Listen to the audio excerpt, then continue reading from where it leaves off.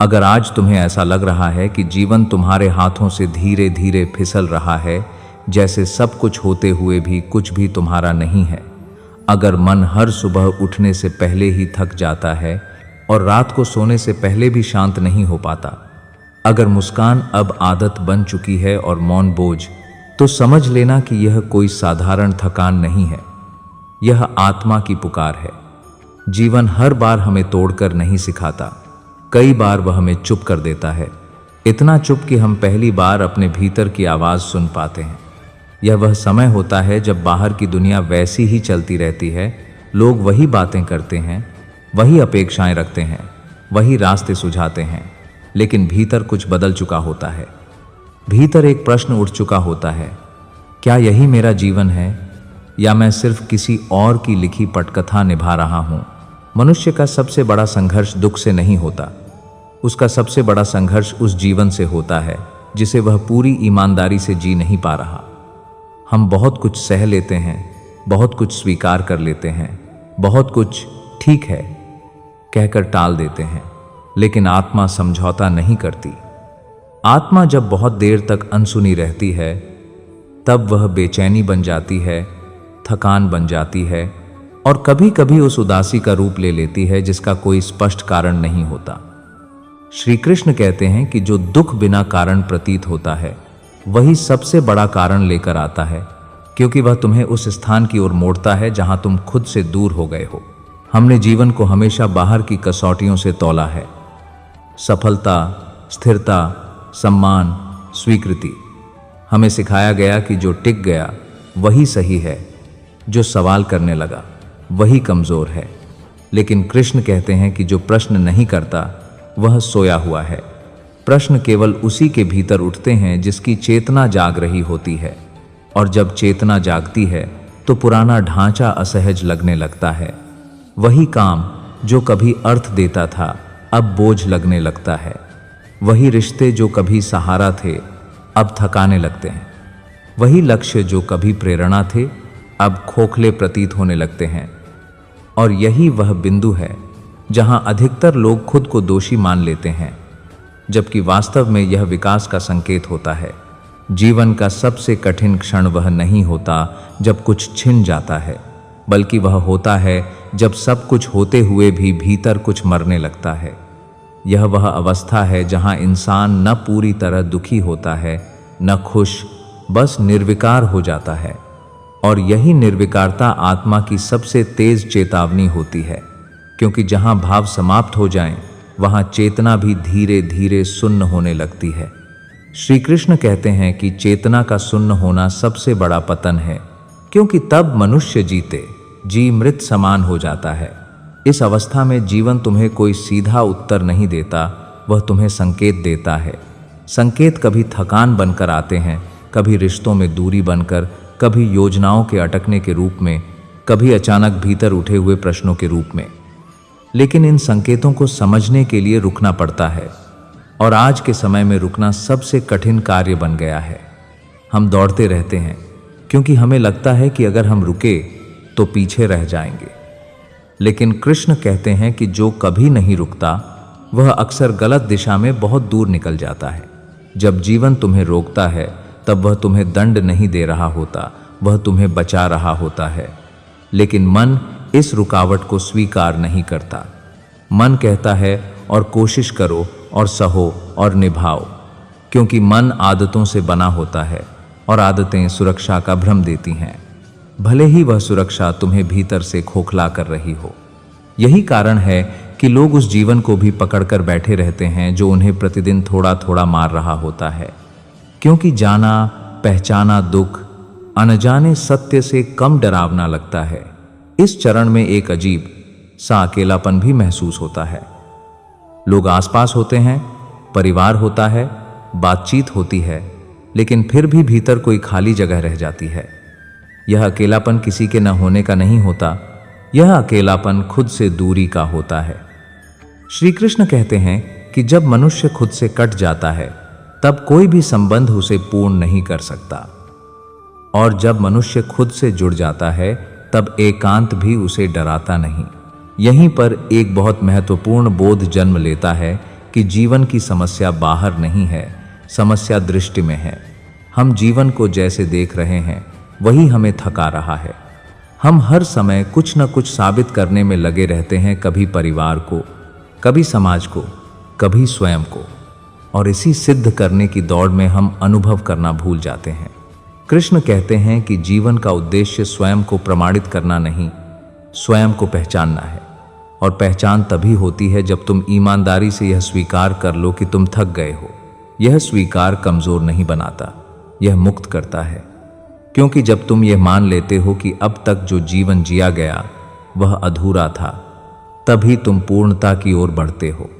अधूरापन कोई दोष नहीं है, अधूरापन संभावना है। लेकिन संभावना को अवसर में बदलने के लिए साहस चाहिए, वह साहस जो तुम्हें भीतर की ओर पहला कदम रखने दे। इस पहले चरण में जीवन तुमसे कोई बड़ा त्याग नहीं मांगता, कोई कठोर निर्णय नहीं चाहता।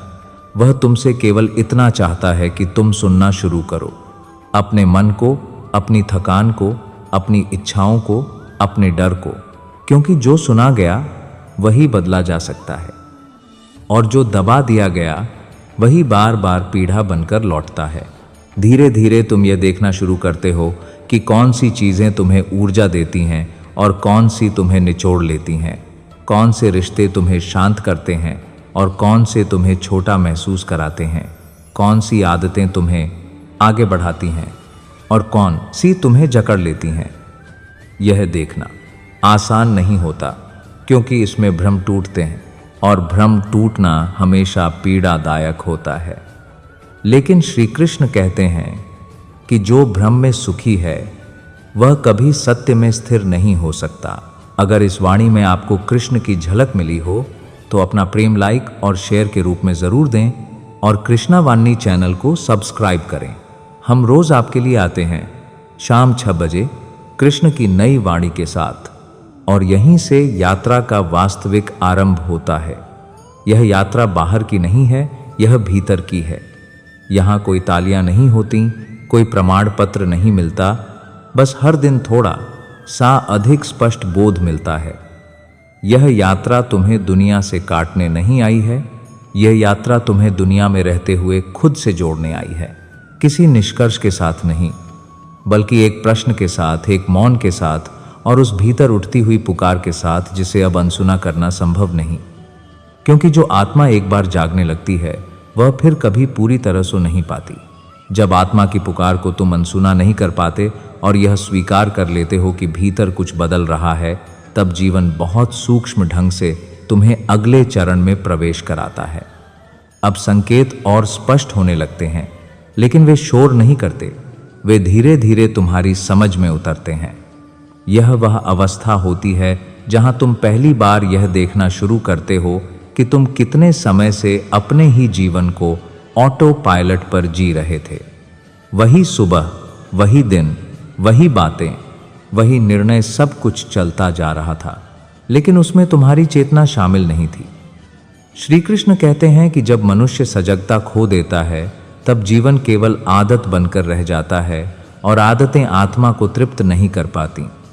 इसी कारण अब वही जीवन जो कभी सुरक्षित लगता था अब भारी लगने लगता है।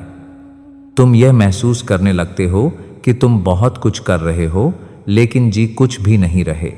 इस चरण में सबसे पहला जो स्पष्ट होता है वह यह कि तुम्हारी ऊर्जा कहाँ जा रही है। कुछ लोग, कुछ रिश्ते, कुछ परिस्थितियां तुम्हें भीतर से खाली करने लगती हैं। उनसे मिलकर, उनसे बात करके, उनसे जुड़कर तुम और थक जाते हो। पहले तुम इसे सामान्य मानते थे, लेकिन अब यह थकान अनदेखी नहीं की जा सकती। श्री कृष्ण कहते हैं कि जहां ऊर्जा निरंतर नष्ट हो रही हो वहां आत्मा का सत्य नहीं हो सकता। आत्मा स्वाभाविक रूप से उस ओर आकर्षित होती है जहां विस्तार हो, न कि संकुचन। और जब जीवन तुम्हें उन स्थानों से हटाने लगता है जहां तुम सिमट रहे हो, तब मन इसका विरोध करता है, क्योंकि मन स्थिरता चाहता है, चाहे वह स्थिरता मृत क्यों न हो। अब भीतर एक और परिवर्तन घटित होता है। तुम उन बातों पर प्रश्न उठाने लगते हो जिन्हें पहले सत्य मान लिया था।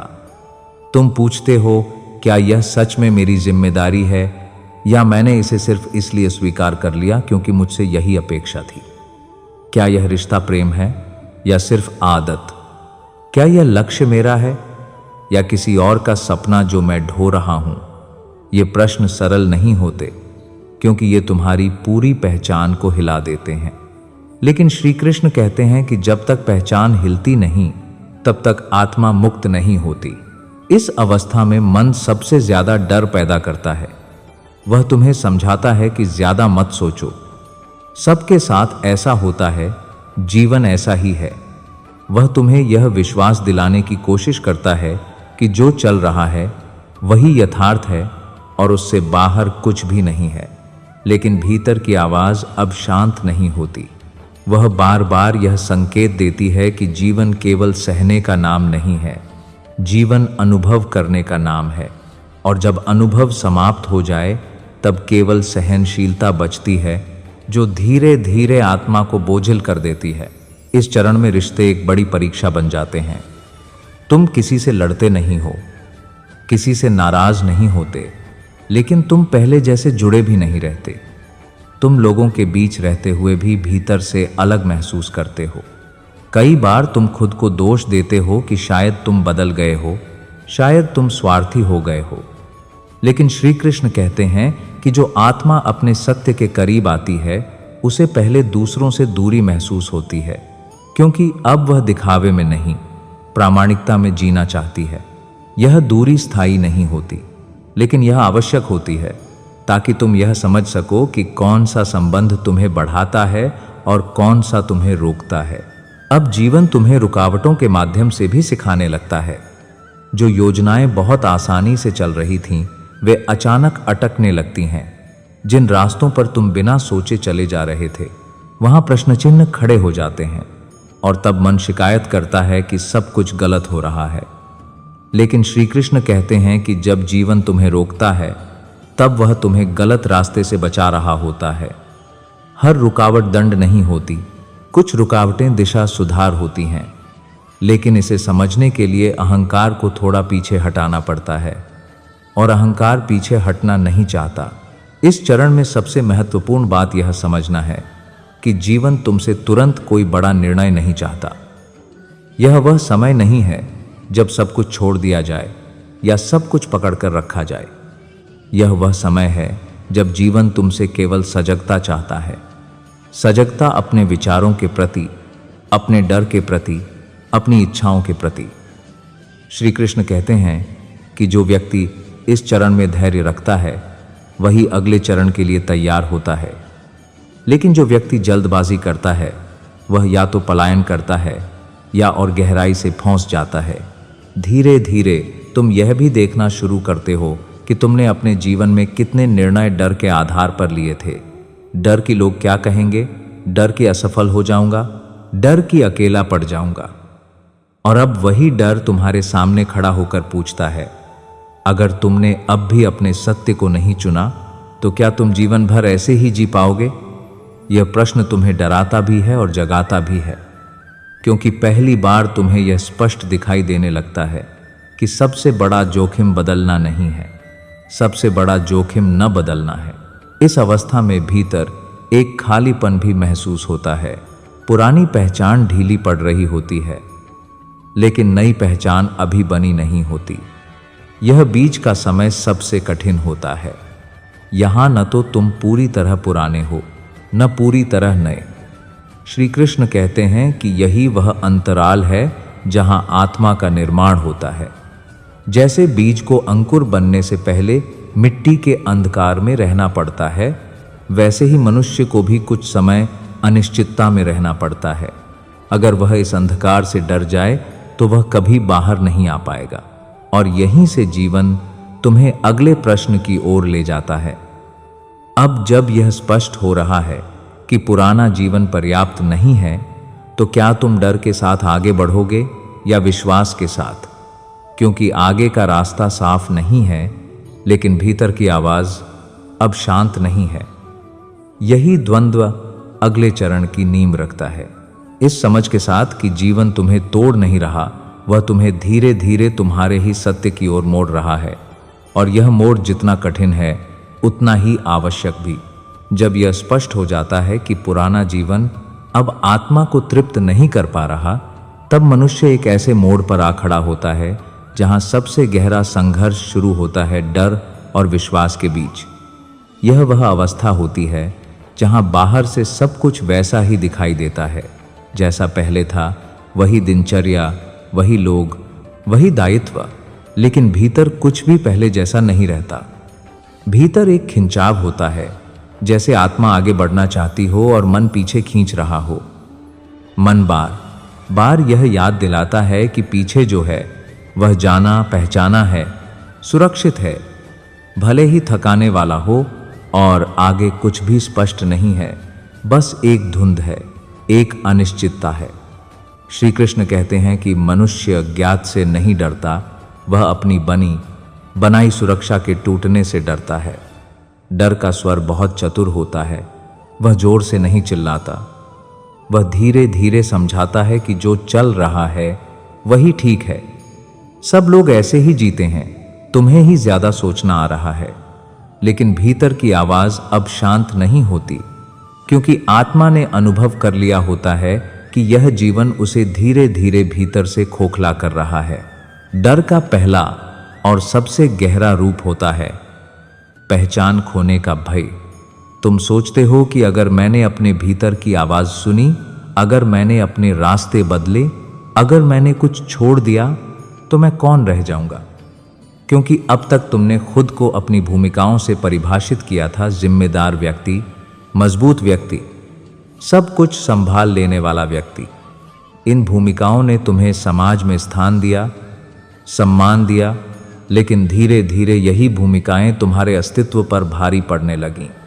श्री कृष्ण कहते हैं कि जो भूमिका तुम्हें थका दे वह तुम्हारी आत्मा की सच्चाई नहीं हो सकती।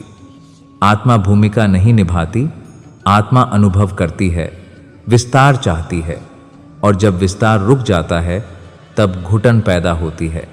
यही घुटन डर का पहला बीज बनती है। डर का दूसरा रूप होता है लोगों की राय।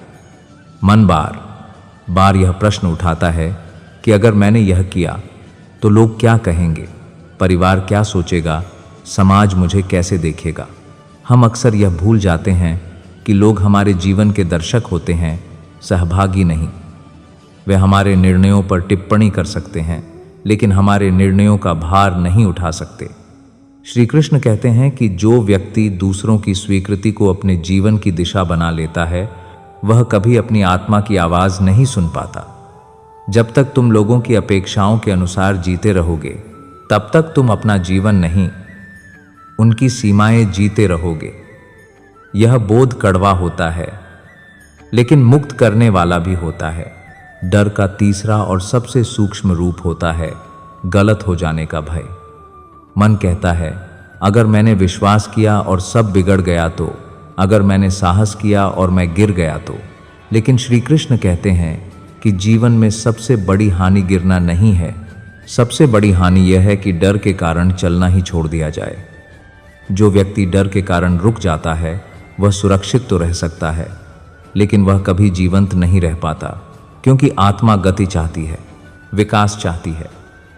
और जहां विकास रुकता है वहां जीवन धीरे धीरे बोझ बन जाता है। यहीं से विश्वास का जन्म होता है। लेकिन विश्वास का अर्थ यह नहीं है कि सब कुछ साफ दिखाई देने लगे। विश्वास का अर्थ है धुंध में भी अपने भीतर के सत्य के साथ खड़े रहना। श्री कृष्ण विश्वास को अंधी छलांग नहीं कहते, वे उसे सजग साहस कहते हैं। विश्वास यह नहीं कहता कि रास्ता आसान होगा, विश्वास यह कहता है कि रास्ता सच्चा होगा।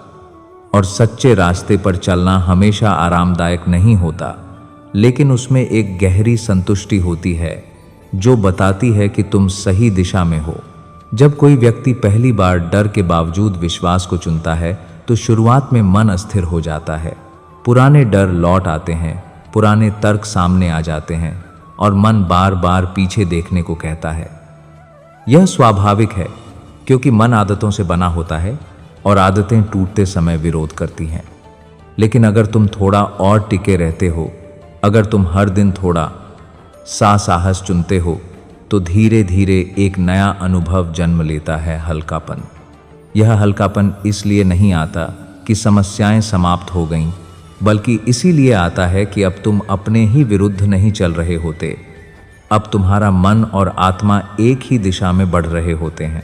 श्री कृष्ण कहते हैं कि जब तुम अपने सत्य के साथ चलना शुरू करते हो, तब जीवन तुम्हारी परीक्षा जरूर लेता है, लेकिन तुम्हें तोड़ता नहीं। कठिनाइयां आती हैं, लेकिन वे तुम्हें भीतर से खोखला नहीं करती, क्योंकि अब तुम्हारा आधार बाहर नहीं, भीतर होता है। अब तुम हर परिस्थिति से यह नहीं पूछते कि यह मेरे साथ क्यों हुआ, अब तुम पूछते हो कि यह मुझे क्या सिखाने आया है। और यही प्रश्न डर को धीरे धीरे ज्ञान में बदल देता है। इस चरण में एक और भ्रम सामने आता है। कुछ लोग सोचते हैं कि विश्वास का अर्थ है सब कुछ छोड़ देना, सब कुछ भगवान पर छोड़ देना और कुछ भी न करना। लेकिन श्री कृष्ण स्पष्ट कहते हैं कि यह विश्वास नहीं, पलायन है। सच्चा विश्वास कर्म से जुड़ा होता है। तुम अपने कर्तव्यों से भागते नहीं, तुम उन्हें और अधिक सजगता से निभाते हो, लेकिन उनके परिणाम को अपनी पहचान नहीं बनाते। तुम प्रयास करते हो पूरी निष्ठा से, लेकिन फल से बौंधते नहीं। यही कर्म और विश्वास का संतुलन है। जैसे जैसे यह संतुलन गहराता है, जीवन तुम्हें एक नई अवस्था की ओर ले जाने लगता है। एकांत, यह वह अवस्था होती है जहां शोर कम हो जाता है, लोग कम हो जाते हैं और तुम अपने साथ अधिक होने लगते हो। शुरू में यह अवस्था डराती है, क्योंकि अब कोई बाहरी सहारा नहीं होता, कोई प्रशंसा नहीं होती, कोई तुलना नहीं होती। लेकिन श्री कृष्ण कहते हैं कि जो व्यक्ति एकांत में अपने साथ बैठना सीख लेता है, वह संसार में कभी अकेला नहीं होता, क्योंकि अब उसका आधार बाहर नहीं, भीतर होता है।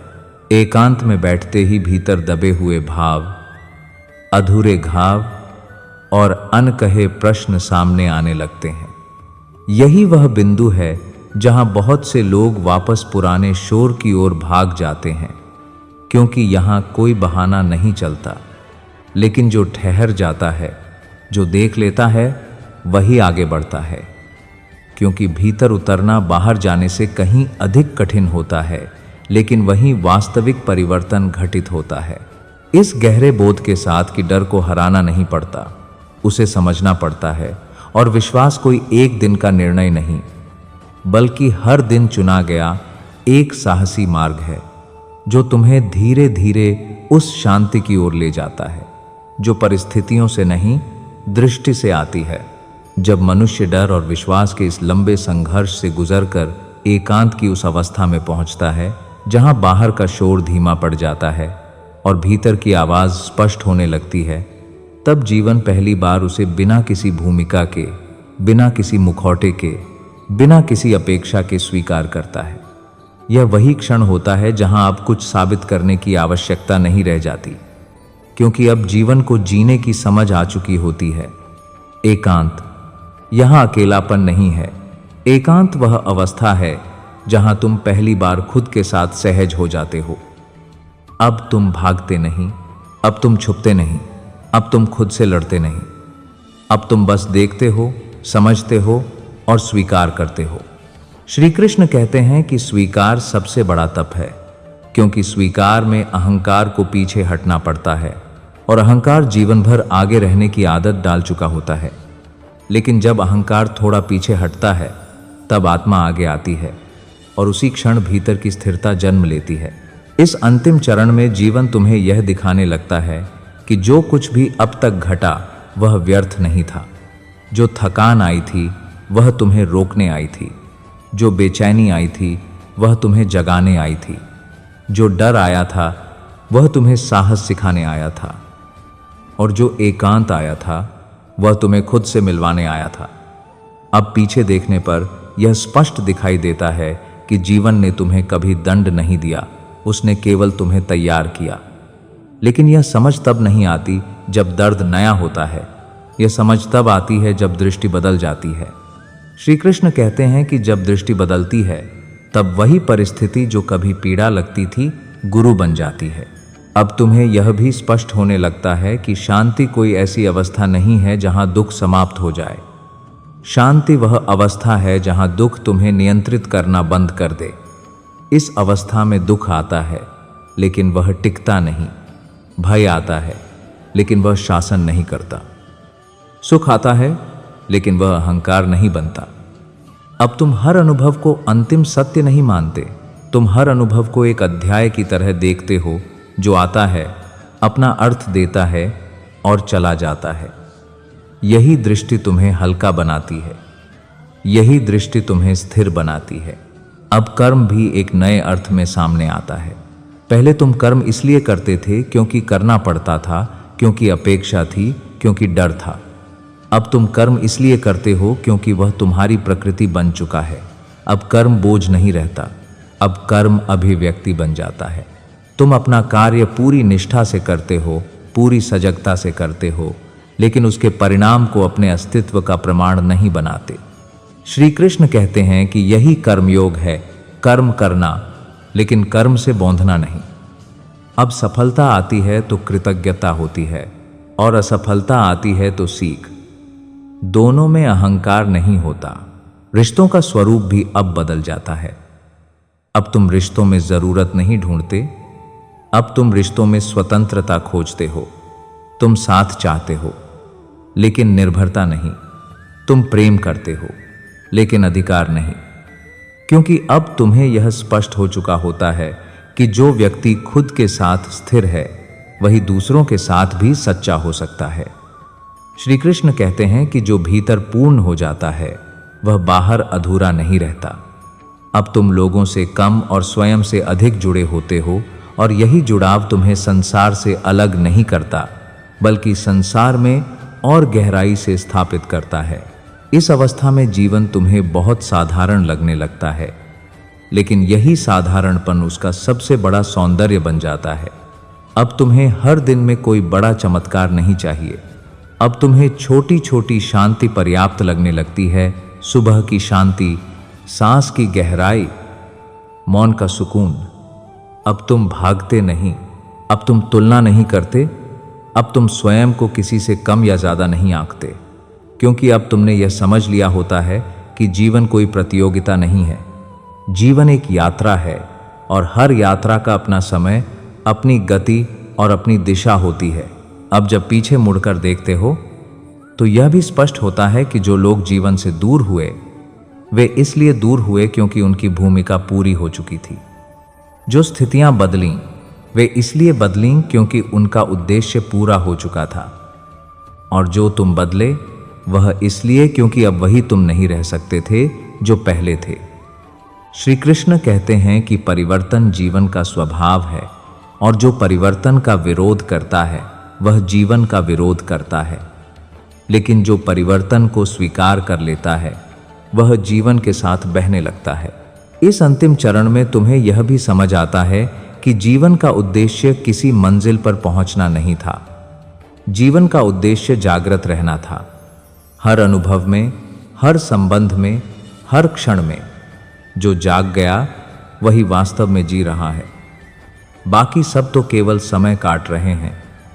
और यह जागृति कोई ऊंची अवस्था नहीं है, यह बहुत साधारण अवस्था है जहां तुम जैसे हो वैसे रह सकते हो, बिना भय के, बिना दिखावे के। और अब जब यह पूरी यात्रा अपने अंत पर नहीं बल्कि पूर्णता पर पहुंचती है, तो अगर तुम्हें भीतर कहीं यह अनुभव हो रहा हो कि मन थोड़ा शांत है, सांस थोड़ी गहरी है और विचार थोड़े धीमे हैं, तो समझ लेना कि यह शब्दों का प्रभाव नहीं है, यह उस सत्य की याद है जो हमेशा तुम्हारे भीतर था। यह वाणी तुम्हें कुछ नया देने नहीं आई थी, यह तुम्हें तुम्हारा ही स्मरण कराने आई थी, क्योंकि शांति बाहर नहीं मिलती, शांति याद की जाती है। जब भी जीवन फिर भारी लगे, जब भी मन फिर उलझे, जब भी डर फिर सिर उठाए, तो बस एक पल ठहरना, आंखें बंद करना और भीतर से कहना, मैं अपने सत्य के साथ हूं। यही स्मरण तुम्हें बार बार संतुलन में लौटाएगा, यही स्मरण तुम्हें बार बार घर की याद दिलाएगा। यही यह कथा पूर्ण होती है, किसी शोर के साथ नहीं, किसी घोषणा के साथ नहीं, बल्कि एक गहरी शांति के साथ जो धीरे से कहती है कि अब तुम लौट आए हो, अब तुम अपने भीतर स्थिर हो। जय श्री राधे कृष्ण।